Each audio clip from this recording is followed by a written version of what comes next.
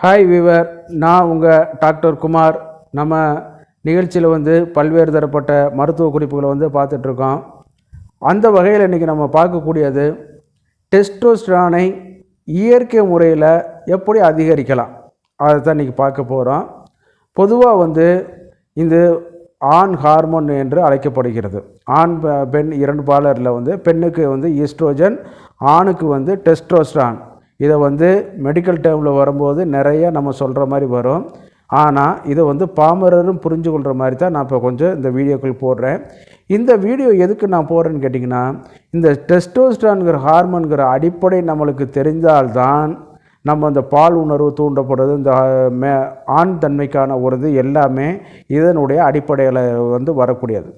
அதனால் அனைவரும் புரிஞ்சு கொள்ளணும் இதை பற்றிங்கிறக்காக தான் கொஞ்சம் இந்த மெடிக்கல் டேர்ம்லாம் கொஞ்சம் சுருக்கிக்கிட்டு தமிழில் எல்லாரும் தெரிஞ்சு கொள்கிறதுக்காக இந்த வீடியோக்களை நான் போடுறேன். நம்ம நிகழ்ச்சிக்குள்ளே போகிறதுக்கு முன்னாடி ஒரு சின்ன வேண்டுகோள். நம்ம நிகழ்ச்சியை பிடிச்சிருந்துச்சுன்னா உங்களுக்கு சப்ஸ்கிரைப் பண்ணி எங்களுக்கு ஆதரவு தருமாறு பணிவோடு கேட்டுக்கொள்கிறேன். அதே நேரத்தில் இந்த நிகழ்ச்சி உங்களுக்கு உண்மையிலே பிடிச்சிருந்துச்சுன்னா எங்களுக்கு ஒரு லைக் பண்ணுங்கள். அதே நேரத்தில் மற்றவங்களுக்கும் பயனுள்ளதாக இருந்துச்சுன்னு கேட்டிங்கன்னா ஷேர் பண்ணி எங்களுக்கு சப்போர்ட் பண்ணுங்கள். நான் உங்கள் டாக்டர் குமார். வாங்க நம்ம நிகழ்ச்சிக்குள்ளே போகிற மாதிரி போவோம். அதே நேரத்தில் பார்த்திங்கன்னா ஆரம்பத்தில் சொன்னது மாதிரி ஆண் பெண் இருபாலரில் இந்த ஆண் தன்மைக்கு முக்கியமான ஒரு ஹார்மோன் பார்த்திங்கன்னா டெஸ்டோஸ்டரான் தான். இது பிட்யூட்டரி மூலம் சில சமிக்கைகள் மூலம் பெறப்பட்ட சிக்னல் மூலம் என்னன்னு கேட்டிங்கன்னா நம்ம விதைப்பையில் அதிகமாக சுரக்க ஆரம்பிக்குது. இந்த டெஸ்டோஸ்டரான் அதிகரிக்கத்தான் ஒரு நபருக்கு அல்லது வளரும் பையனுக்கு ஆண் தன்மை உணர்வு, பாலியல் இச்சை, பாலியல் உணர்வு வரும்.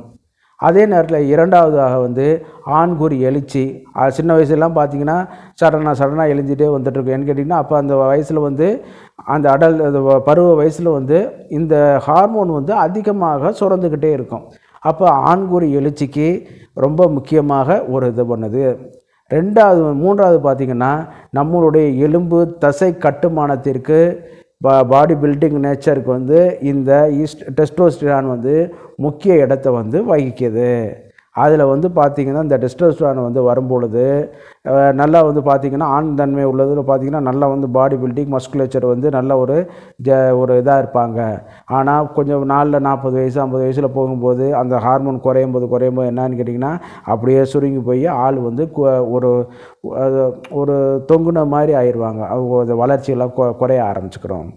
அடுத்து பார்த்திங்கன்னா ஸ்பெர்ம் கவுண்டை விந்தணுக்களுடைய உற்பத்தி எண்ணிக்கை அதிகரிக்கிறதுல முக்கிய இடத்துல இருக்கிறது இந்த டெஸ்டோஸ்டரானுங்கிற ஒரு ஹார்மோன். சரிங்கன்னு கேட்டிங்கன்னா ஆமாம், இது இது குறைய விந்தணுக்கள் உற்பத்தியும் குறைய ஆரம்பிச்சிடும்.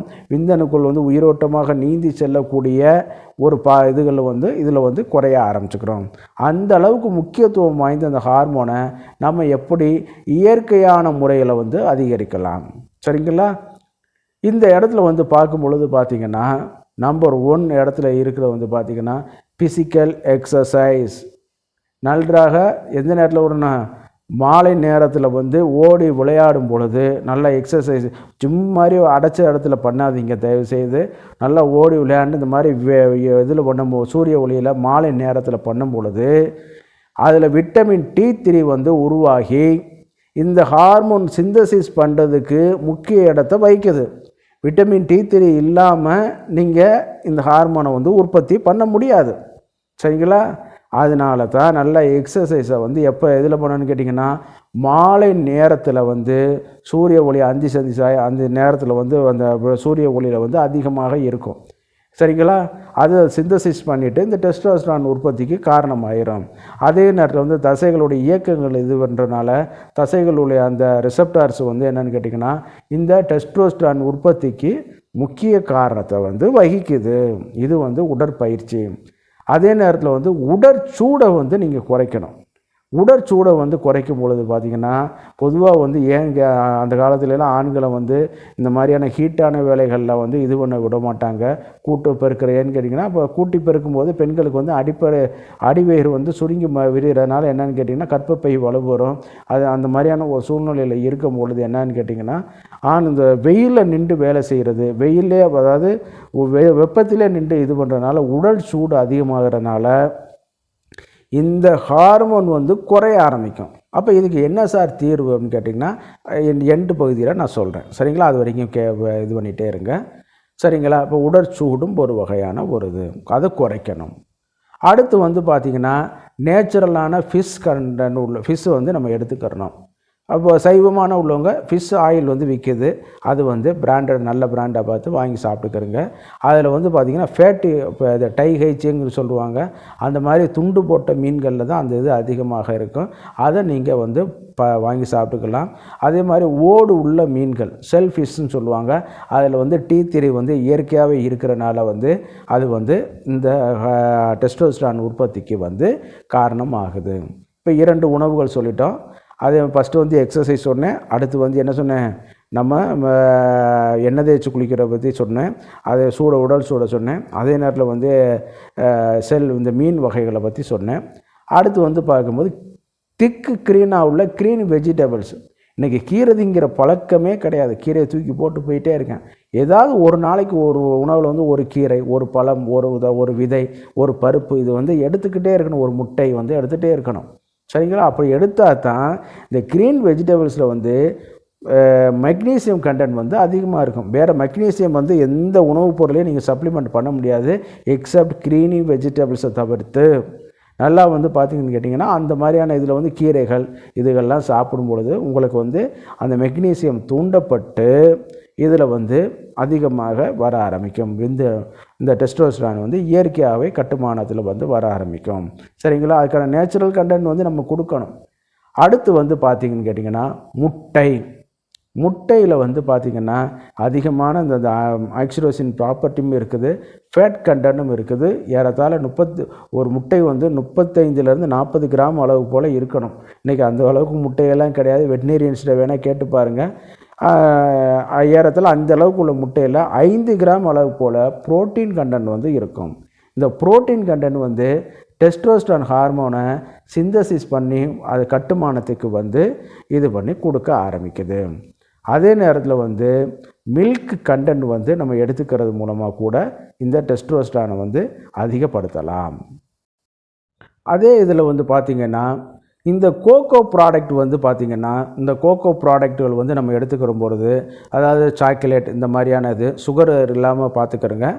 அதில் வந்து என்னென்னு கேட்டிங்கன்னா, இயற்கையான அந்த கஃபின் மூலக்கூறுகள் வந்து இருக்கும் பொழுது இந்த டெஸ்டோஸ்டரானை அதிகப்படுத்துவதற்கும் வாய்ப்புகள் அதிகம்.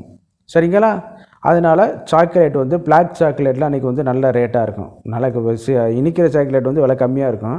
கசக்கிற சாக்லேட் வந்து விலை கூட. ஆனால் அந்த கசக்கிற சாக்லேட்டோட மருத்துவ மகத்துவம் இந்த டெஸ்டோஸ்டரானை ஃபில்டர் பண்ணுறதுல வந்து இருக்கும். சரிங்களா? அதனால் அதை நல்லா நிறையா சாப்பிட்டுக்கிறங்க. சுகர் மட்டும் இல்லாத அளவுக்கு கொஞ்சம் கண்ட்ரோல் பண்ணி பார்த்துக்கிறங்க. அடுத்து வந்து அவகேடோன்னு ஒரு ஃப்ரூட், பட்டர் ஃப்ரூட்னு நம்ம சொல்லுவோம். இந்த அவகேடோ ஃப்ரூட்னால் கூட இந்த டெஸ்டோஸ்டரான் வந்து ஒரு வலிமையாக உற்பத்தி பண்ணுவதற்கு வாய்ப்புகள் வந்து அதிகம். சரிங்களா? அவகேடோ வந்து இன்றைக்கி அவகேடோ ஜூஸ் டெய்லி வாங்கி நீங்கள் நல்லா குடிங்க. அதே நேரத்தில் வந்து அடுத்த பாயிண்ட்டை வந்து பார்க்கும்போது இந்த பெரிஸ் அதே நேரத்தில் போமோகிரேட்டுங்கிற மாதுளை இது பண்ணது, இது எல்லாமே இந்த விந்தணுக்களுடைய உற்பத்தி. அதே நேரத்தில் மெயினாக வந்து டெஸ்டோஸ்டரானை சிந்தசிஸ் பண்ணி அதை வந்து அதிகப்படுத்துவதன் மூலமாக வந்து இந்த இது வந்து பண்ணி கொடுக்க வைக்குது. நான் சொன்ன இதே நேரத்தில் நான் முன்னாடி சொன்ன மாதிரி இந்த உடற்சூடுங்கிற ஒரு பாயிண்ட் சொன்னேன். இதுக்கு வந்து பார்த்திங்கன்னா வாரம் ஒரு தடவை தலைக்கு எண்ணெய் தேய்ச்சி குளிக்கணும். சரிங்களா? எண்ணெய் தேய்ச்சி குளிக்கணும். அதே நேரத்தில் வந்து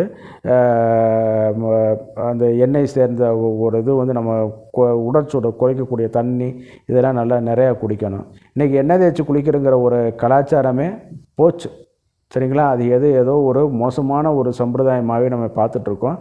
அதனால் அந்த மாதிரி வந்து அதை கடைபிடிக்காமல் உடற்சூடை குறைக்கிற மாதிரி பார்த்துக்கிறோங்க. இதுகள்லாம் பண்ணிக்கிறேங்க. இப்போ நான் முதல்ல சொன்ன மாதிரி உடற்பயிற்சி ஒன்று, தேக பயிற்சி, அடுத்து வந்து என்ன சொன்னேன், உடற்சூடை கட்டுக்கோப்புகளை வச்சு கொள்வது, அதே மாதிரி இந்த மீன் வகை உணவுகள், கீரை, இந்த மாதிரியான இதுகள்லாம் இப்போ சாப்பிடணுங்கிறத சொன்னேன். அவகாடோ ஃப்ரூட்டு, போமங்கிரேட், பெரிஸு, இது எல்லாமே சாப்பிடுங்கிறத சொன்னேன். அதே நேரத்தில் வந்து முக்கியமான ஒரு இது என்னென்னு கேட்டிங்கன்னா, நன்றாக தூங்கி ஓய்வெடுங்கள்.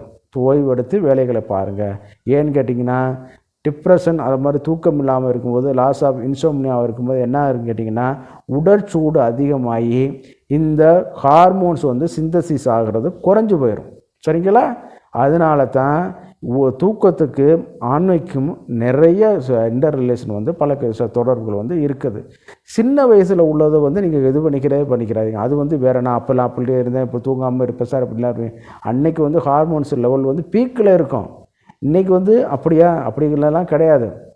வயதாக அந்த இது வந்து டெஸ்டோஸ்டரான் குறையவே ஆரம்பிக்கும். அப்போ என்னன்னு கேட்டிங்கன்னா, விரைப்புத்தன்மை குறையும், செக்ஸுவல் ட்ரைவ் ஆர்வம் குறையும், லாஸ் ஆஃப் லிபிடோ வரும், ஹைப்போகொனாடிசம், அதாவது நம்ம அந்த ஒரு ஆண் தன்மைக்கு உள்ள இது எல்லாமே குறைந்து மேலும் பாதிப்புக்கு உள்ளாயிட்டு வரும்.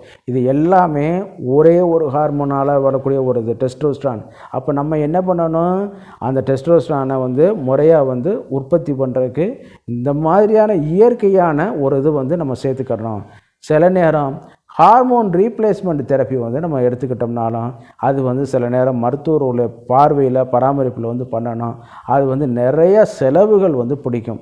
அதனால் நீங்கள் அந்த மாதிரி உள்ளதுகளை வந்து வேண்டியதில்லை. அதுக்கு இந்த மாதிரியான இதுகளை வந்து இது பண்ணிகிட்டே இருங்க, உணவில் சேர்த்துக்கிட்டு இருங்க, பயிற்சிகள் பண்ணிகிட்டே இருங்க. இந்த டெஸ்டோஸ்டரான் இயற்கையாகவே உங்களுக்கு தூண்டப்பட்டு உங்களுக்கு ஆண் தன்மை, ஆண் உணர்வுகள் இதெல்லாம் வந்து அதிகப்படியாக வந்து உங்களுடைய தாம்பத்திய வாழ்க்கையை வந்து சிறப்பிக்க வைக்கும். நான் உங்கள் டாக்டர் குமார். நம்ம நிகழ்ச்சியை வந்து இறுதி பகுதிக்கு வந்துட்டோம். இந்த நிகழ்ச்சி உங்களுக்கு பிடிச்சிருந்துச்சுன்னா லைக் பண்ணுங்கள், ஷேர் பண்ணுங்கள், சப்ஸ்கிரைப் பண்ணுங்கள். நன்றி, வணக்கம்.